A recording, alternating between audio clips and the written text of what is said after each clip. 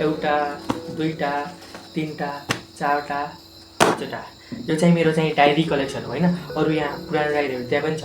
र यो चाहिँ भिडियोको आज के हो त टपिक भन्दा डायरी। के यो डायरी लेखेर मान्छेहरू साँच्चै सक्सेसफुल हुन्छ नि त? हामीले धेरै सुनिरहेका छौँ एकदम सक्सेसफुल मान्छेहरूले चाहिँ डायरी लेख्ने गर्छन् भनेर चाहिँ सुनिरहेका छौँ। तर के यति चाहिँ अब एउटा पेपरमा केही आफ्नो कुराहरू लेख्दैमा हामी सक्सेसफुल भइन्छ त? यो कुरा बुझ्नेछौँ हामी यो रिलमा।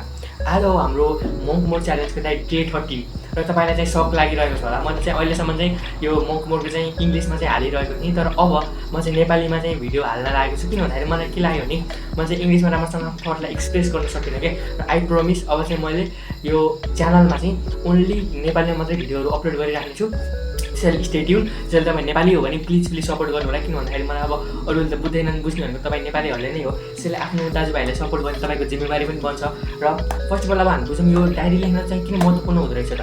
मैले चाहिँ एउटा बुक पढ्दै थिएँ, यो मङ्क हु सोल्ड हिज फरारी भन्ने। यसमा चाहिँ के भनेको रहेछ भन्ने एउटा इन्ट्रेस्टिङ कुरो चाहिँ के पाएँ भने मैले हाम्रो एभरेज दिनमा चाहिँ लगभग हामीले 60,000 भन्दा पनि बढी थटहरू चाहिँ हाम्रो दिमागमा आउने गर्छ अरे क्या। अनि त्यसमा चाहिँ अब हामीलाई रियली ग्रो गर्न हो भने 60,000 भनेपछि त रियली ग्रो गर्न परेछ नि भनेपछि त हामीलाई त्यस्तो लेख्यो नि। अब लेखेपछि के भयो, हाम्रो माइन्ड पनि इन्गेज भयो, ह्यान्ड पनि इन्गेज भयो भनेपछि अब हामीले चाहिँ त्यो काम लेख्यौँ। जस्तै फर इक्जाम्पल हाम्रो गोल लेख्यौँ नि, अब गोललाई चाहिँ त्यसमा मात्रै सोच्न थालिनु भयो कि किन भन्दाखेरिमा हामीले लेख्यौँ अब 60,000मा चाहिँ 59,000वटा थट एउटा ठाउँमा हुनु पऱ्यो, एउटा थट चाहिँ त्यहाँ हुने भयो।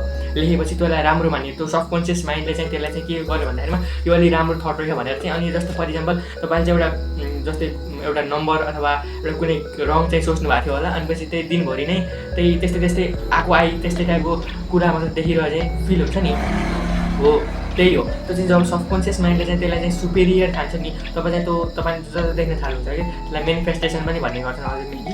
आज चाहिँ भिडियो धेरै लामो नभनौँ, यो चाहिँ मैले एउटा लङ भिडियोमा चाहिँ कभर गर्ने भन्ने सोचेको छु। तर जर्नलिङले चाहिँ के हुन्छ भने हाम्रो सबै माइन्डको एनर्जी चाहिँ त्यो काममा चाहिँ जे लेखेका त्यसले चाहिँ हामीले इन्गेजिङ भएको नि त्यसमा चाहिँ अझै के हुँदो रहेछ, हाम्रो चाहिँ अझै फोकस बढ्छ र हामीले चाहिँ त्यसमा चाहिँ राम्रोसँग फोकस र अथवा फुल एनर्जीले चाहिँ काम गर्न सक्छौँ। माइन्डले पनि हामीलाई त्यसमा सपोर्ट गर्छ भनेर चाहिँ जर्नलिङ गर्ने हो। यसको बारेमा एउटा डिटेल भिडियो चाहिँ बनाउने छु। त्यसैले स्टे ट्युन र यो च्यानललाई फलो गरिहाल्नुहोस्। किन भन्दाखेरि मैले चाहिँ अब नेपाली मात्रै भिडियो हाल्ने भने सोचेको छु र तपाईँहरूले सपोर्ट गर्नु भएन भने फेरि इङ्ग्लिसमा गराउनुपर्छ। त्यसैले चाहिँ मेरो चाहिँ एउटा नेपाल पनि हामीले केही गरौँ भन्ने चाहिँ सोच हो। त्यसैले सपोर्ट गर्नु होला। त्यसैले हामी सबै नेपालीहरू ग्रो टुगेदर, सरकार फेरेर मात्रै केही हुँदैन, हामी आफैले चाहिँ स्मल स्टेप्स लिएर नै देश विकास गर्ने, आफै इन्डिभिजुअली विकास हुने हो। त्यसैले चाहिँ फलो गर्नु होला। डे 14 को लागि डे 14मा चाहिँ अझै राम्रो भिडियो आउँछ।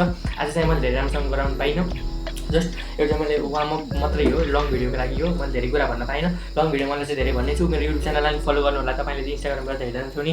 आजको लागि यति नै, स्टे ट्युन।